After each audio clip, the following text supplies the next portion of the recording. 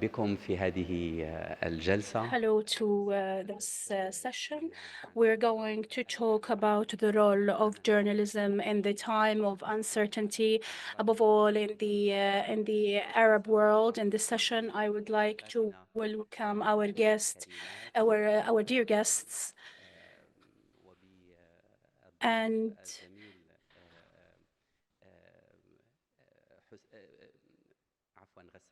غسان الشهابي، بيان التل، بيسان الشيخ، ونضال رافع.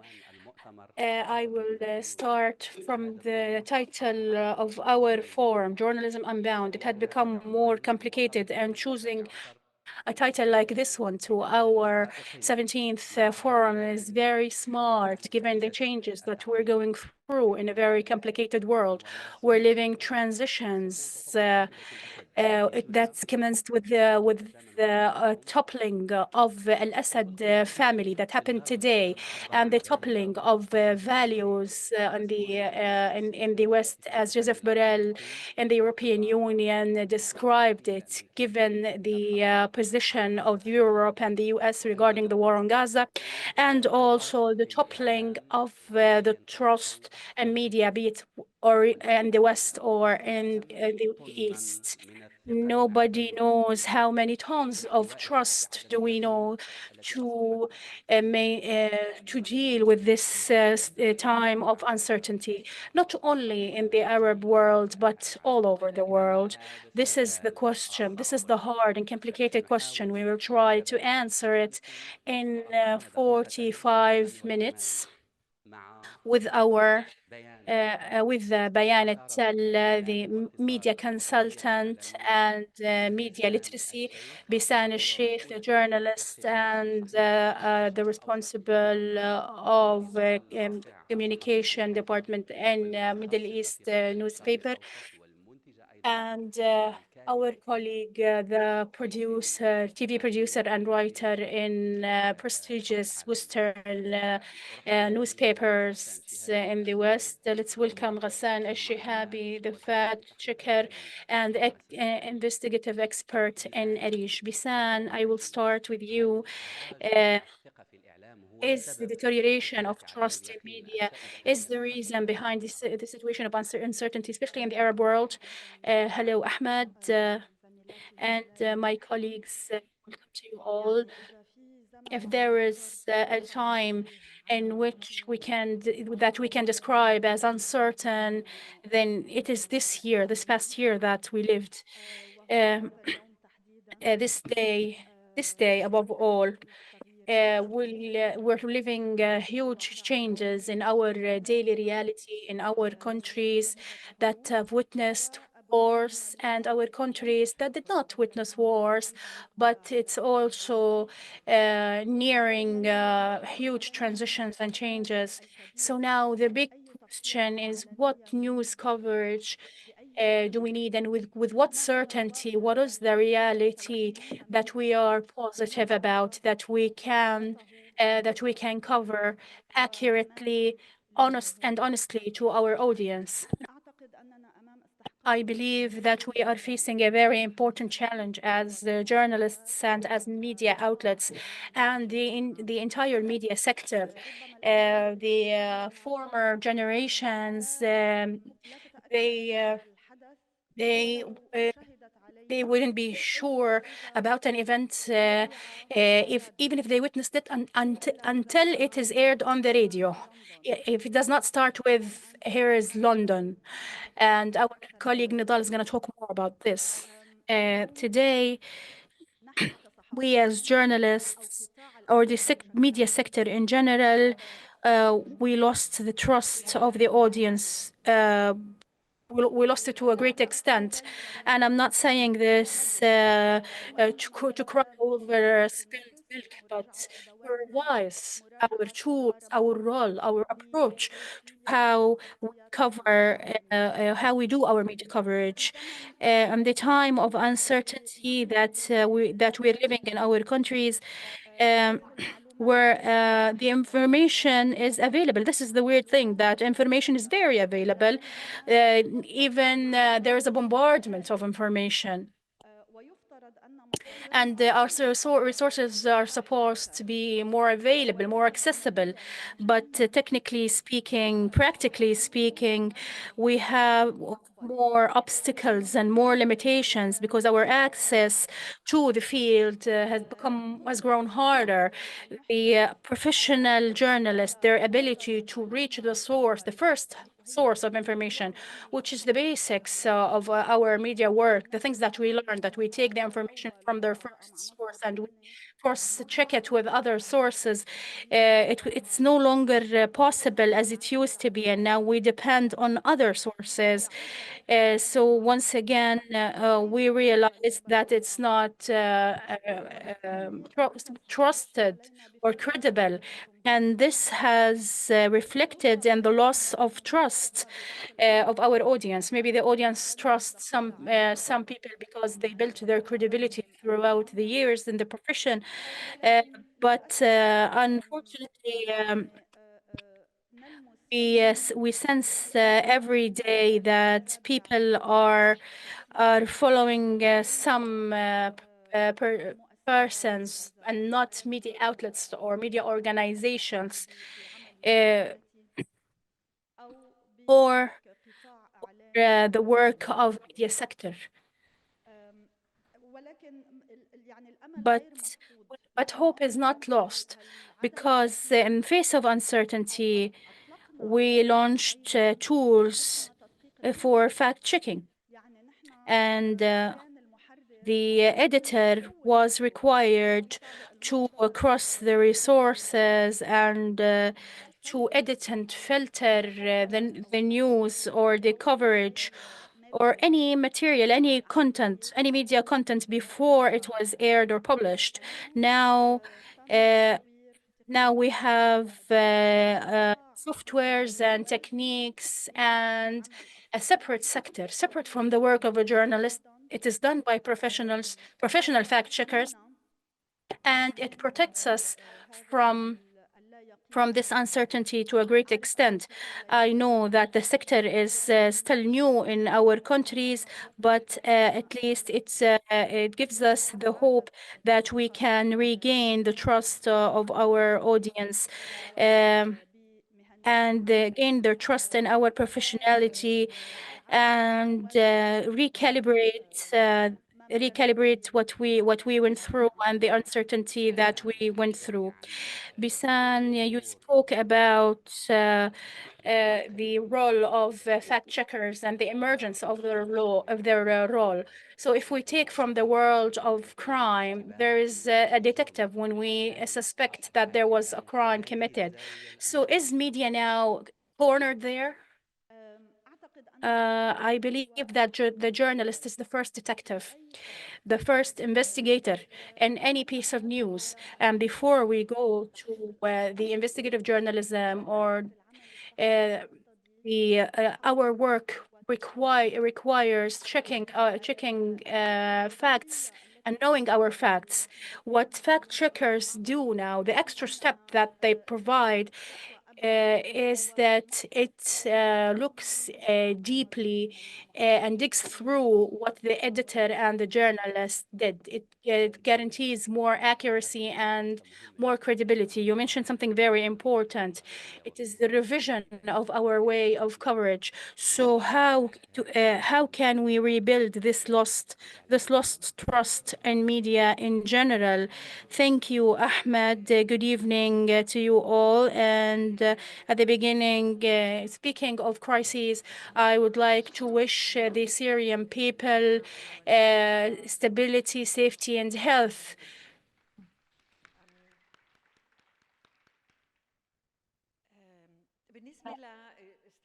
As for regaining trust,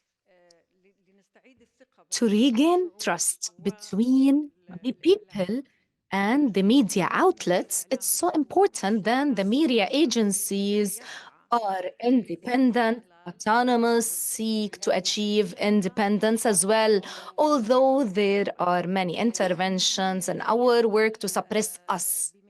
we have to be very transparent and professional.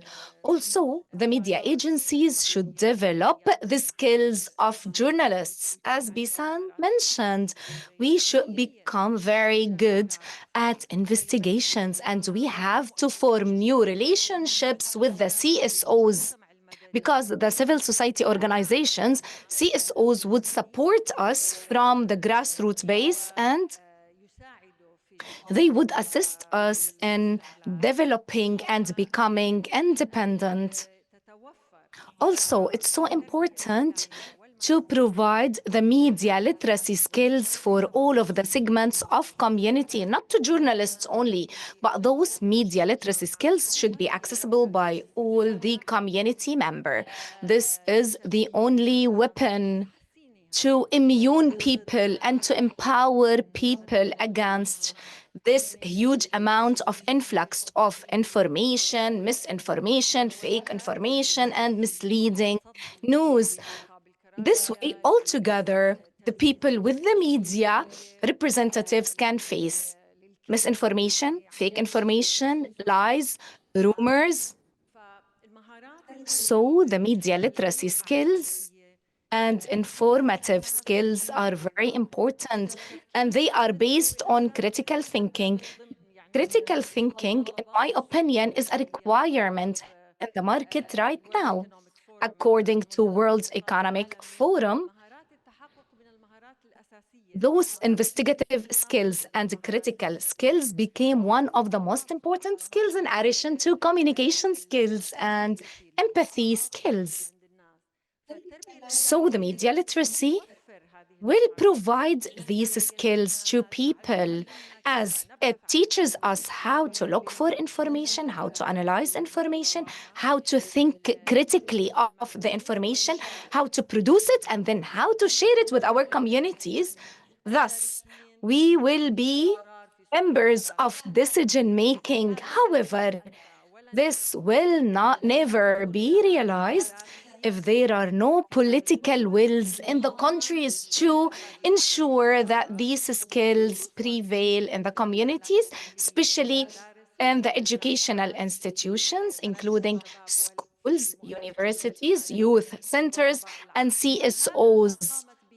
This has been done by the Hashemite Kingdom of Jordan, the first and only Arab country that adopts a national strategy for information and media literacy.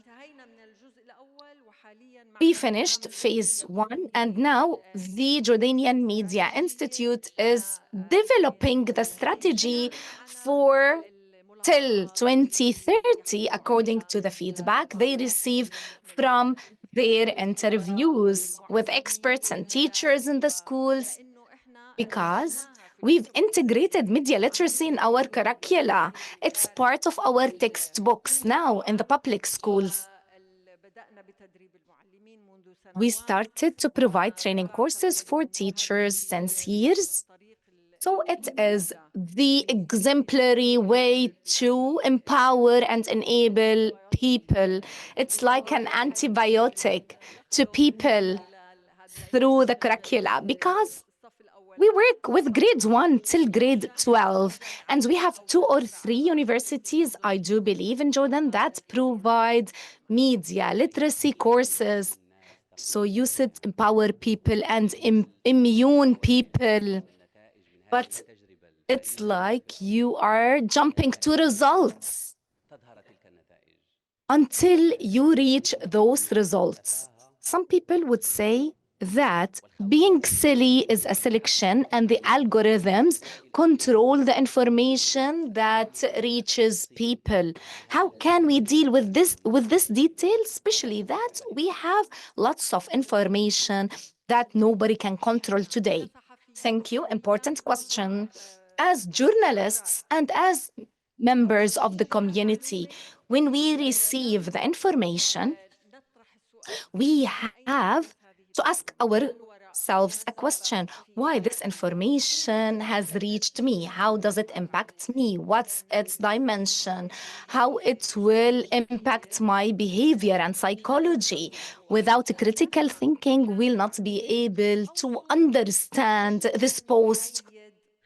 We have to be neutralized. Being neutral and putting back our culture, heritage, politics, and religion will make us able to see the information clearly, and then we can judge on this piece of information if it's accurate or wrong or fake.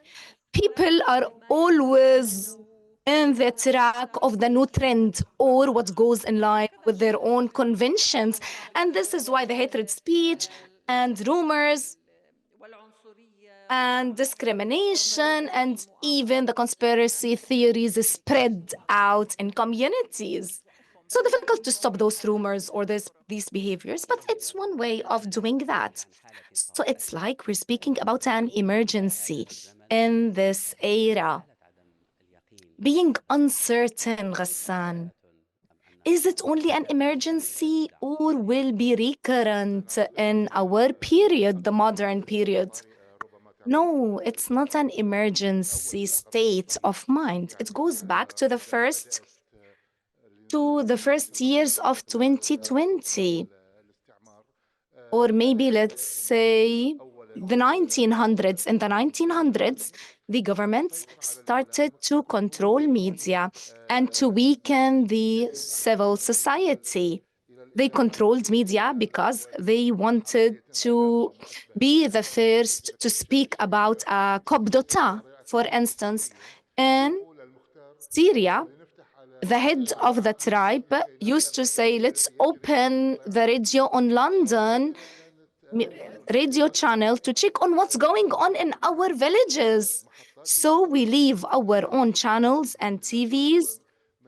We leave our own media actually to the Western media to listen to them because we don't trust our own media. We don't trust our authorities.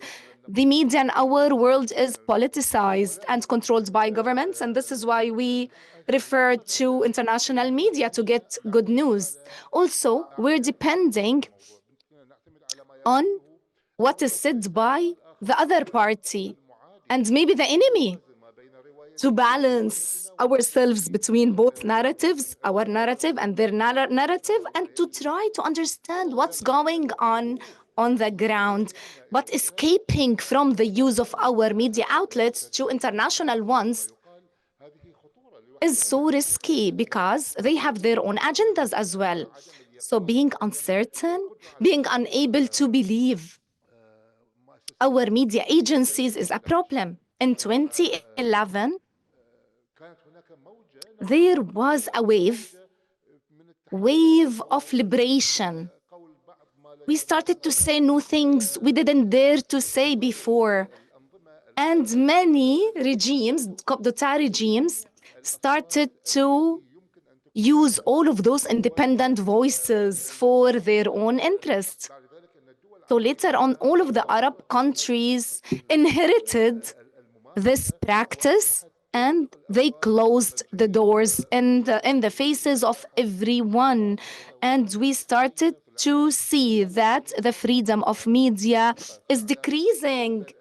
And thus, the trust in media is decreasing.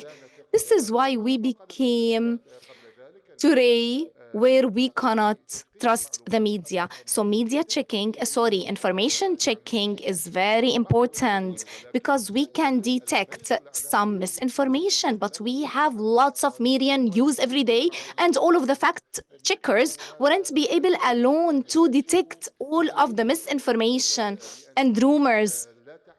We don't know where we receive the information from or the misinformation actually.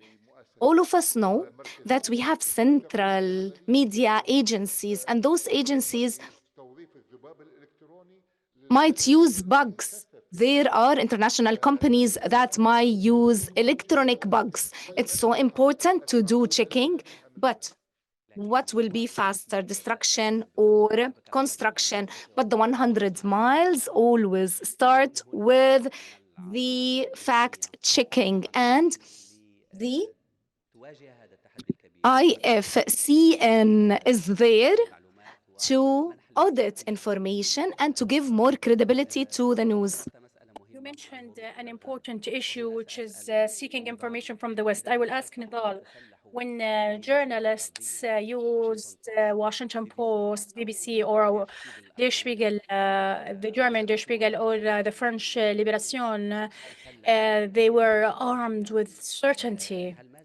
Does this still stand until up to this moment? Are we still uncertain towards our own media outlet compared to the Western outlets? The Western media was a trusted source. When we speak about Palestine, all masks they shed all their masks, and we've seen that they failed. They blatantly fail in covering what's happening in Palestine. And here I would like to say why, the reasons why this is not a coincidence, because we're not naive. We are speaking about demonizing in comparison with humanizing. In the coverage, we're not human beings. We're not considered human beings. And I will talk also, I will give you examples, close examples, be it in the war on Gaza or other examples. But here we have to understand the background. Where does this stem from? For us as Palestinians, where we are paying for all what happened to the Jews in the Second World War. So this is why there was a decision taken not to criticize the Jews. And there's always a loss of context, as if history started on the 7th of October. So there is no context. There is no context of occupation, no context of colonization. So there are no two points of view. There is an occupier and an occupied nation. We have to be accurate here. And the source, the root of the problem is this white supremacy, Western supremacy that we're witnessing everywhere, and a part of it is Western media. Western media is not disconnected from all what we're going through in our daily life and how we go through this life and how we deal with it. So if we want to talk about prejudgments and stereotypes about us as Arabs, not only as Palestinians, those stereotypes that we are terrorists and we have planes and we are retarded, we're full of problems and we're not flexible. So when you want so that when they present the resistance, it's always presented as a terrorist entity. I will talk about the terms and the words in a bit. So any criticism to Israel is considered anti-Semitism. So you don't even have the opportunity to criticize the Western media automatically auto criticizes its speech. It does not accept our critics. The Israeli resource is always trusted. Meanwhile, the Palestinian source is not. So you have to do extra work, double the effort to prove that your information is true. But this is extra effort. This is extra effort to any normal journalist. The narrative, the storytelling, and what impacts the narrative. Also, the terms and the words. I want to mention it, even if to talk about it briefly. Resistance is we have versus terrorist, a freedom fighter, a terrorist, and an armed individual. The words like genocide, massacre. When we're talking about Gaza, those words are not accepted. Even the use of the word occupation. They talk about a conflict, the neutralization instead of killing and murdering. Even when we say names, Netzarim, which is Salah ad-Din access, Beit Hanun in comparison to Erez checkpoint, and the words of illegal and the use of Palestinians as human shields and all the crimes being committed. We shouldn't be naive. The use of words, this is no coincidence.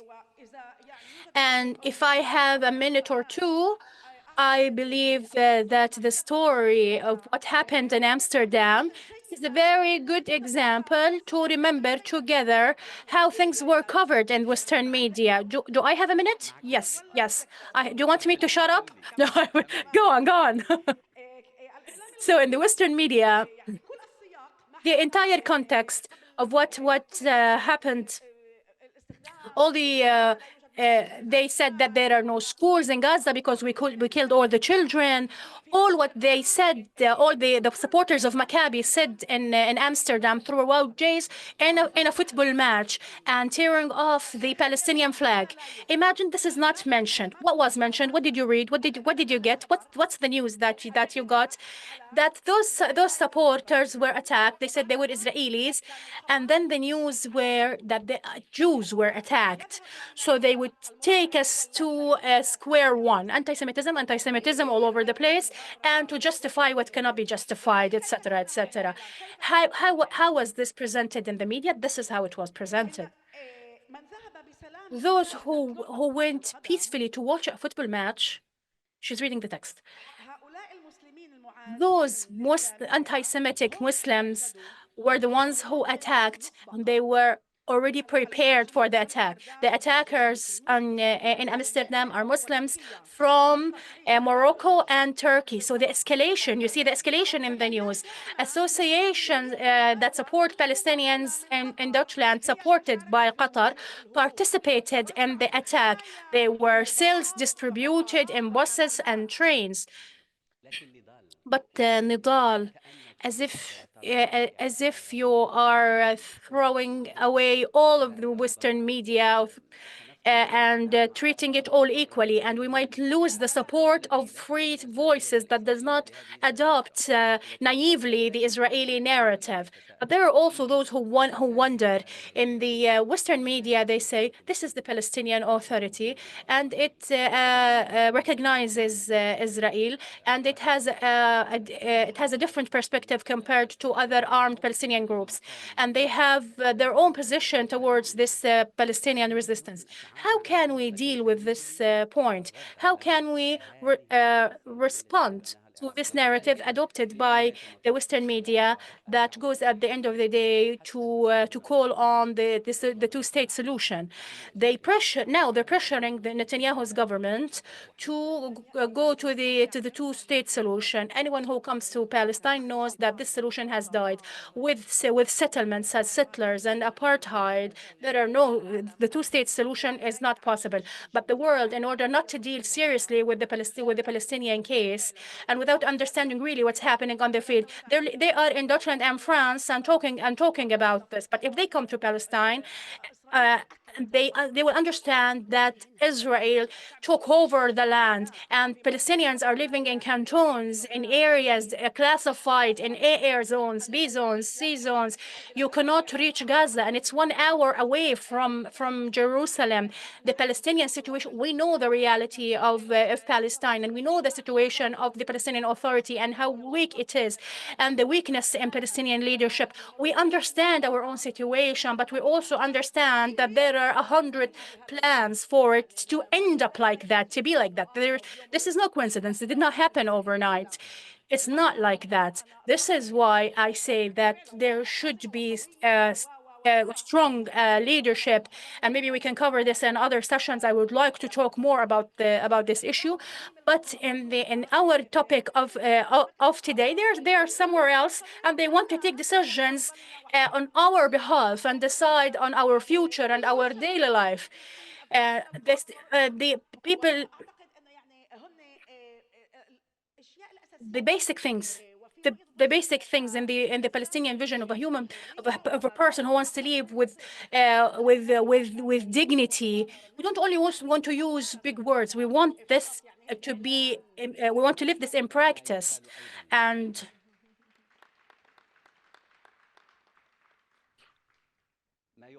And what is said in the West, that the politics is interfering blatantly in the media policies regarding the coverage of the war between the Israelis and the Palestinians. Bisan, my question to you, and briefly, because we're running out of time, because we also have questions from the audience. How the politics are interfering in the media? What can you tell us about this, given that you live in London? To what extent do we need the support of media entities in this area, where the politics interfere a lot in the media coverage? Thank you for the question, Ahmed. It's so difficult to speak after Nidal. She talked a lot. However, in my opinion, we'll be dreaming if we just suppose that being very unbiased is an objective. The media outlets in the West or in the Arab world, with their different types, even the very good ones and the credible ones, all of them have their own editing lines. When you read the liberation, you will know the point of view they've adopted. So the information you read from there is not expected. It might not be wrong, but from their own perspective. You know that we have far left and far right and central newspapers in addition to independent media and government media or public media. Now, in the Arab world, we have a new wave, big wave of independence media. Why? Because there is a need, a demand. And because our governments do not take into consideration our needs, the needs of the community. The community need to get new information away from the information given to them from the government about who visited who and which country and why and how. It's difficult to speak about that. However, drawing the editorial policies is something, is a fact, even in the specialized journalism or that specializes in economics or environment or whatever. So now today we need to check if the information we receive serves our interest or harms our interest. We have to check. I'm done with the questions and I'll ask the audience to ask their questions. I'm short and this one is very tall. Ghada Sheikh, journalist from Jordan. My intervention or question is addressed to Bayan Attal. Bayan and Ahmed, I loved how you said being silly is a choice today. Silliness is a choice. Who follows social media is a person who's following it under what is dictated to him by the algorithms, because they can read our thoughts today. To be frank and objective, as journalists, we are the main reason behind this content, behind the absence of the real criteria, good criteria, including credibility of the news and combating fake news. So instead of criticizing the content makers who provide silly content or content that might raise discrimination, it's our turn to have our own pages on social media platforms. Why don't we become the real content makers and we help in raising the awareness of people? So I'm speaking about influencers. I can become an influencer where I speak about media literacy, for instance. We know, by the way, that in Jordan, we're good journalists, and we have now in our curricula media literacy, but we have to make influencers from our own field, and those influencers will be responsible for media literacy of people. And there are many platforms documenting many or doing fact checking, but those platforms are minimal in the Arab world. I work Mispar website in Jordan. We have Marsad website, but we don't have many websites who are doing documentation of the news if they are fake or true.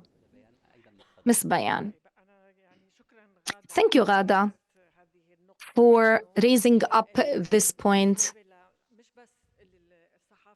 For journalism and media, we do believe that media literacy and how we convey the message is very important. If we are not professional in using the modern methods and platforms of reaching out people, it's difficult to convey our messages, the good messages. So, but as we said, people should trust us again. We should regain the trust of people. Many editors left their own websites to go outside to other Arab countries or big channels to convey their messages to the world. I think we have to use different platforms. In media literacy, we care about diversity.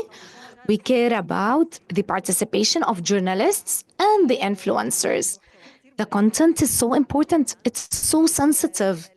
And what's the age group that is targeted? Also, we have to do applications, video games, songs, or poetry, or films, in addition to the reels and the things they love in order to reach all age groups. Please be precise in your questions. Don't comment for a long time because I want to get more interventions from the floor. A female and then a male. So apparently it's a male's turn. I would like to thank you for all of your valuable interventions. We can't hear you. Okay. My question is addressed to Nidal, my colleague. Nidal, the Western media, as you mentioned, not all of media outlets are to be put in one category. But recently, after the genocide war on Gaza, I believe that the colonial mentality is still controlling the Western media. The Western media still feels supremacy over the Arab countries and Muslim countries, and it's continuing the colonial mentality. So it's a hypocrite media. They have their own slogans and big values and principles, and they speak about the academia freedoms and the freedom of ideology expression, etc. But all of those have fallen down even within those international countries or the Western countries and the European countries, American countries, and the universities in the West. We've seen, excuse me, we've seen the academia and the students and the strikes in the universities. Excuse me, Ms. Nidal talked a lot about this point and she criticized the Western media. No, my question is, those international media outlets stepped on their own constitutions and laws. You've seen what happened in the American streets and universities and in Europe as well. How can we analyze and understand this reality, this hypocrisy, this Western fake news? You put like Thank you, George. We don't want to generalize. There are a lot of professional journalists, of course. We're not generalizing, but Palestine and Gaza, above all, were the real exam, were the exam for those journalists, the tests. And here I would like to say to talk about what we should do. for us as Arabs and Palestinians, above all, we did not deliver our voice to the world enough. There is no daily English-speaking newspaper. There is no good newspaper that covers 24 hours in English. We don't even use the SMS or WhatsApp services that sends news constantly in English. On social media helped us a lot, but social media is not the mainstream media. We have to we need a lot of trainings. We need to train speakers, males and females, to convey our message in Arabic and English and German and French and Italian and Japanese and Chinese and Korean and etc. etc. etc. We need a team. We need an army, a huge army of people to work 24 hours non-stop. When we liberate Palestine, you can rest. Now you have to work. هناك تجارب في العالم العربي. There are experiences in the Arab world. We have, for example, Al Jazeera English. We have some English-speaking channels. It's very costly. It's a very costly activity. So I want to ask Ghassan, the Gulf countries. Maybe it's the only place that has deep pockets. Can it still invest in media so the messages of the region could reach the entire world? This reminds me of a visit that we did 30 years ago to the USA, where we visited the Zionist lobby and the Arab lobby. The Arab lobby is dispersed, just like the Arab worlds and the Arab regimes are dispersed. They don't have one vision. Not all their efforts flow in the same river. This one has his agenda and that one has his other agenda. And also in the Gulf countries, we have various agendas. So the impact towards what? Towards what policy? What policy do you want? Some have their policy, others have another policy, and there are also branches that are trying to change the area politically, and it stems from those countries. So the Gulf countries that are rich, if they're going to invest in media, they're going to invest towards what serves their policy, the policy of each state of the Gulf states, and it's not a pan-Arab will, because there is no pan-Arab will. So this is the first step that we need to work on. A question? My name is Dana Al-Qaisi. I I don't consider myself a journalist, but I try to disperse news for our colleagues who have hearing impedance.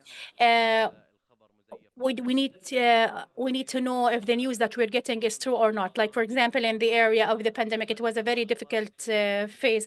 We reached a lot of misinformation. They were like, use take this shot, do not take that. So for us, as we don't have translators of sign language in most news, how can we tell if this news is true or not? I would like to thank the forum for inviting interpreters, sign language interpreters, so we can join in. Who can answer? Who can answer this question? Maybe Bisan?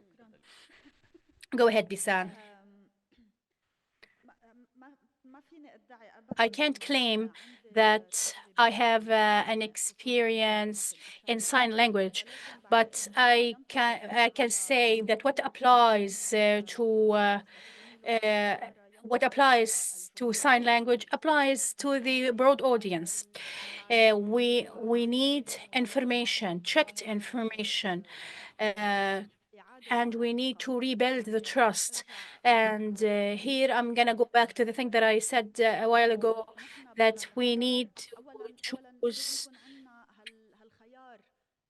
We need to have this choice from the media outlets, that they have different editorial policies and lines, so the audience can diversify their resources of knowledge, and they're able to differentiate between misinformation, true information, accurate information. And yes, during the pandemic, during the COVID era, it was a test to a flow of misinformation. But we should not forget also that the political and the health policies in and the states also in all the countries, it was not well defined. So we cannot measure based on this experience. But if we're going to talk today about this issue, we can say that just like any audience, I have to build the trust with a source or with a journalist or with a media outlet, and I can consider them to be my source of information.